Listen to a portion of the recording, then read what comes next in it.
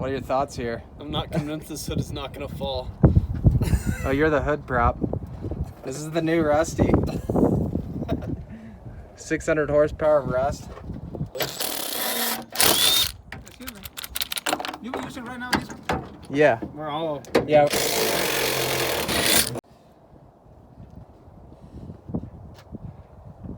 Rusty is glistening in the sunset here. Let's get it from this angle. No, it makes the sun look much more dramatic because it's all bright. It's like the same color. But you don't really get to experience the rust. It's more on the Like, other look side. inside of it though. You should really buy one of those borescopes. It's a little crusty. That might be a good investment. Nah, it's good, man. What I'll do is I'll pull the heads off and I'll put different heads on it, but this side's really bad. The right side's bad. It's straight up like a stain. You know what I'm saying?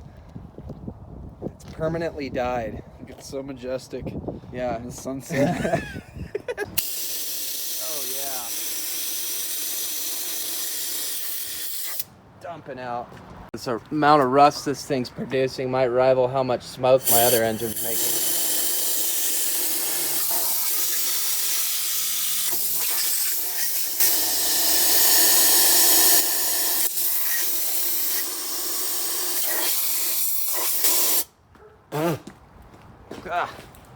It's everywhere. Probably because they were running straight water and it got cold. You can see some rust build up, so this thing definitely is going to need to be washed out. The interesting thing is that the cleanest cylinder here of all has a little bit of crosshatch in it still, but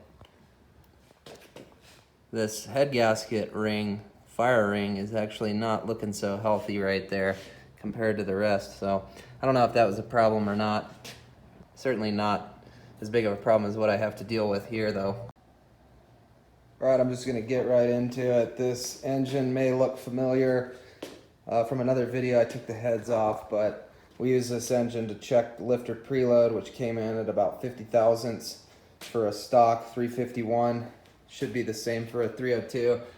And as you can see here, this race motor has gotten a little water in it. So project for this weekend is going to be to do two things. One, I am going to notch these pistons using a die grinder for the intake valve if I ever want to run a cam. And two, I'm going to clean this up and check the ring gap. You can look at this one, that is really rusty. I don't even know if it'll turn. So first we're going to get this thing moving, see if it's seized up or what. Ooh, it's taking some force. A lot. May need two hands for this. It's a little seized up there. Go a little rotation here, see how it goes. You can see all that crustiness. So that ain't looking real healthy, so we're gonna do something about that. This thing's right at home out here in the rain. Just got done clearancing those pistons, just free-handed them. You can see I got a little carried away on that one, but that will do it for the purposes of this. So next up is to wire wheel all this gasket surface here on top and get it prepped. There's a front timing cover that came off this engine and probably what sent this thing to the junkyard to begin with. If you look really closely here, you can see there's a little notch where this water pump seals, and I noticed this engine had a new water pump, but I ended up having to break this timing cover. You can see one of the bolts was stuck in there, so it looks like they just couldn't resolve this water leak, which proceeded to knock out that freeze plug right there. So I'm gonna have to address that, rinse her out, and give this thing a hone and check out the ring gap. All right guys, so here's an update. We're gonna go over this engine over here that just came out of the truck that's in pieces. Some other time I'll do a more detailed analysis here, but for the time being I do need to get my truck back on the road, so I have taken off everything that was on it and I am going to put it onto this guy. So I don't know how much I'll go through this one, but basically some of you guys aren't going to like this, but grinded the pistons, you'll see why. and I am going to go through and hone this thing cylinder by cylinder. It did get water in it, so the cylinder bores are a little rusty. So I've got one piston out. I started to hone it a little bit, but I'm going to do them one by one this time, and actually I'm going to reuse the bearings. So I also need to go get a couple freeze plugs since this thing did get frozen with water in it. Had a water leak on the front cover that was unrepaired. Previous owner obviously just added water, so you can see some of that rust damage. There's a broken bolt that I already removed, so I just need to clean this thing up, put everything from my other engine onto it, and hopefully be going again soon. Marching right along here, got this engine ready for some cleaning, so got all the components out of it. I sprayed it down with some degreaser, and I'm getting ready to clean her up. So I can't find my big brush, but I've got a drill with a couple wire wheels, some toothbrushes, a brass wire wheel, the trusty flex hone, some ATF and some degreaser, and of course the garden hose.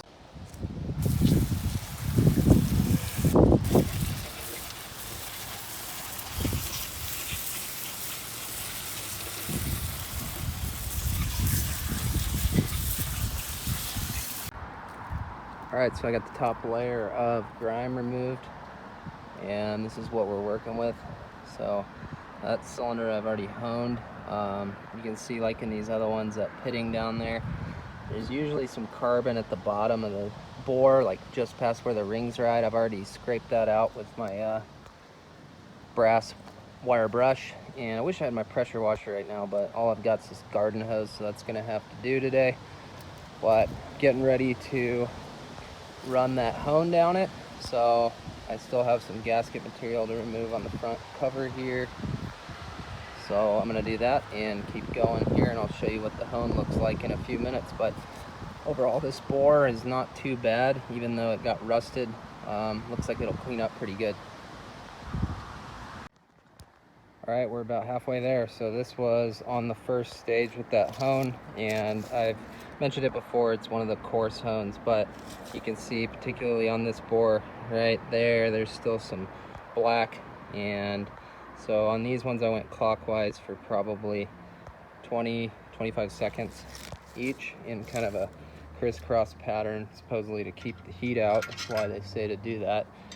But I think I'm going to do one more of those, maybe alternate between clockwise and counterclockwise, but spin at the same speed and do everything else the same otherwise, because the pattern looks to have a pretty good crosshatch in the right intersecting angles, like they say. There's just a little more damage to take out, so I'm going to keep going with this.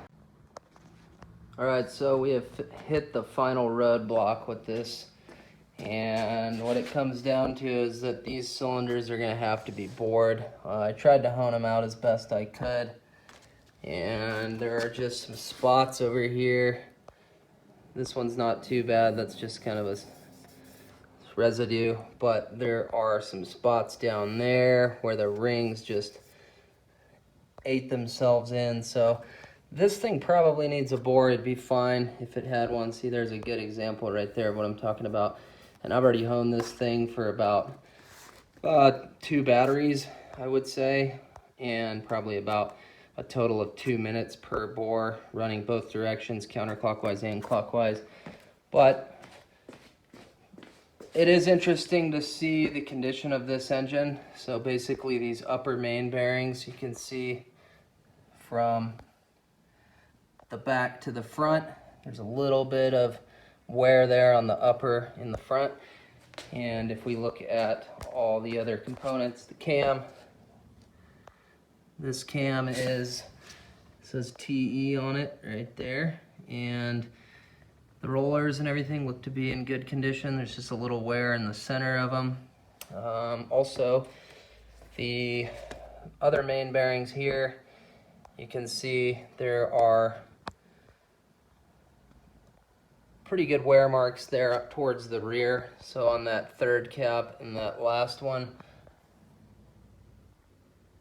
I would say there's about 50% copper, and that's only on the bottom, on the gravity side. So basically, yeah, this engine pretty healthy, I would say, pretty typical. Looked about like my other 351 did when I took it apart. There's a couple journals like that one where the copper's gotten in pretty deep. But overall, nothing too weird. It definitely looks like when you look at these rod bearings, the bottom part of the rod has less wear than the top. I don't know if that's just because of the piston pushing down in this direction, pushes the oil out, not real sure. One of these bearings, this one right here, this is cylinder number 3, looks like it ate something up. This is probably the worst one out of the bunch, I would say, on this particular engine. You can see right there some of that heavy scoring. So yeah, nothing too insane, I would say, but probably had quite a bit of miles on it. Oh, the other thing is, you can see these piston rings were real rusted, but actually, surprisingly enough, I didn't find any seized oil rings. So can't really say for sure that was what caused these oil rings to seize on my first engine, but was kind of surprised to find that these were all kind of moving around. There's a couple that are stuck, but overall they aren't bad. So I was surprised to see that. Even the compression rings are good.